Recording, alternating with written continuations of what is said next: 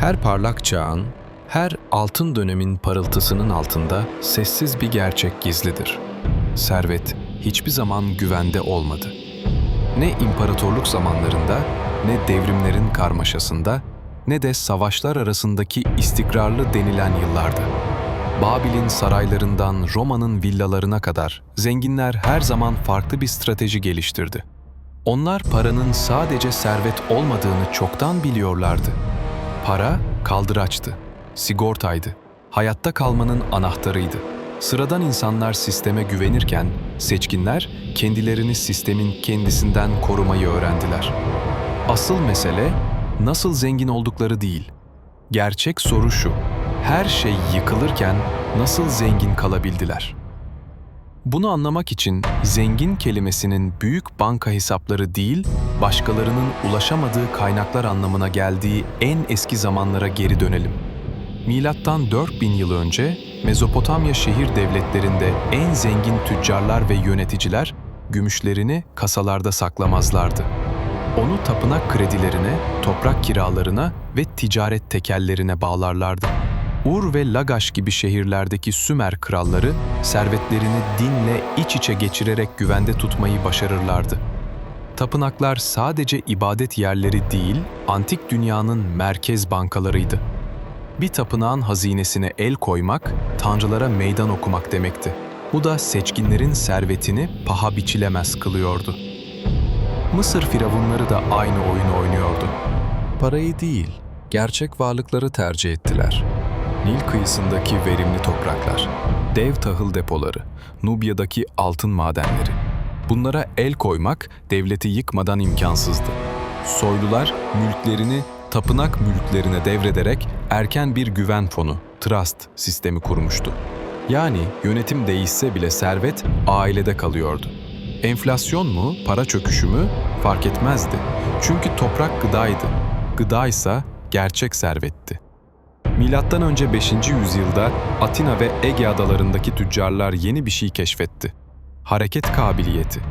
Savaş ya da darbe bir şehrin hazinesini yok edebilirdi. O yüzden varlıklarını farklı şehir devletlerine yaydılar. Gemilere yatırım yaptılar.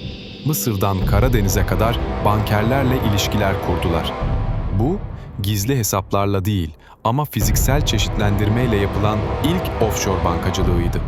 Atina düşerse akıllı bir tüccar Rodos'a gider ve yeniden başlardı. Roma bu stratejiyi bir sanata dönüştürdü. Senatörler, generaller, zengin atlı sınıf hepsi siyasetin ne kadar ölümcül olabileceğini biliyordu. Sulla, Julius Caesar, bir gün kahraman, ertesi gün hain. Servet bir gecede yok olabiliyordu. Zengin Romalılar sadece madeni para tutmazdı. Toprak satın alır, vergi toplama sözleşmeleri yapar, yabancı krallara borç verirlerdi. Çünkü bilirlerdi ki o borçlar Roma'nın kılıcıyla korunurdu. Bazıları da servetlerini, altın, mücevher, sanat eserleri ve benzeri değerli mülkleri uzak eyaletlere gizlice taşırdı. Bugün buna yargı alanı çeşitlendirmesi deriz.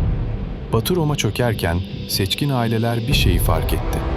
Artık devlet güvenlik sağlayamıyordu. O yüzden paralarını imparatorluk hazinesine değil, özel malikanelere, küçük ordulara, ticaret ağlarına yatırdılar. 476'da Roma düştü. İmparatorluk hazinesi boştu. Ama o aileler hala toprağı, gıdayı, insan gücünü kontrol ediyordu. Devlet gitti ama onların serveti kaldı. 11. ve 15. yüzyıllar arasında Avrupa'nın en zenginleri kiliseyi hem banka hem de kalkan olarak kullandı. Krallar savaş parası gerektiğinde rakiplerinin mallarına el koyardı. Ama kiliseye bağışlanan mülkler dokunulmazdı. Zengin aileler servetlerini manastırlarda sakladı. Floransa'daki Medici ailesi Avrupa'nın her yerinde kağıt krediler, Bills of Exchange sistemiyle servetini gezdiriyordu. Bir şehirde batabilirlerdi ama bir diğerinde hala zenginlerdi. 8. ile 13. yüzyıllar arasında Bağdat ve Kahire tüccarları havala sistemini kullandı. Parayı taşımadan aktarmayı sağlayan güvene dayalı bir ağ.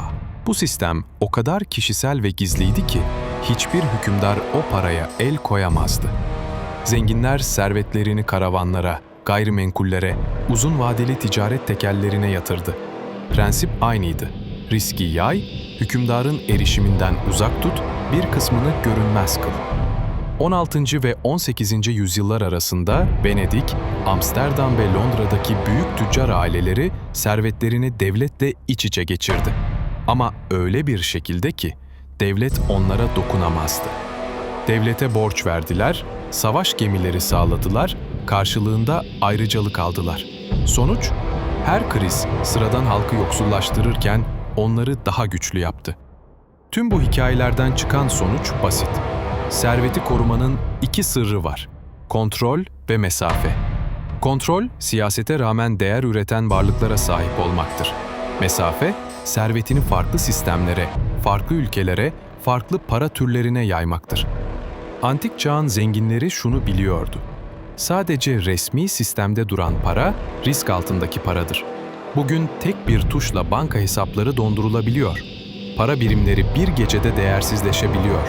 Borsalar bir haftada %25 çökebiliyor. Enflasyon, cebinizdeki değeri her yıl sessizce kemiriyor. Antik zenginler servetlerinin tamamını devlete emanet etmedi. Siz de etmeyin. Araçlar değişti. Bugün bu. Uluslararası çeşitlendirme, değerli metaller, alternatif yatırımlar, özel mülkiyet. Ama ilke aynı kaldı. Sistemin içinde değil, çevresinde kalabilmek. İnsanlar istikrarın kalıcı olduğunu sanır. Ta ki bir gün olmadığını anlayana kadar. Gerçek finansal özgürlük sadece paraya sahip olmak değil, o paranın fırtınalarda da ayakta kalmasını sağlamaktır.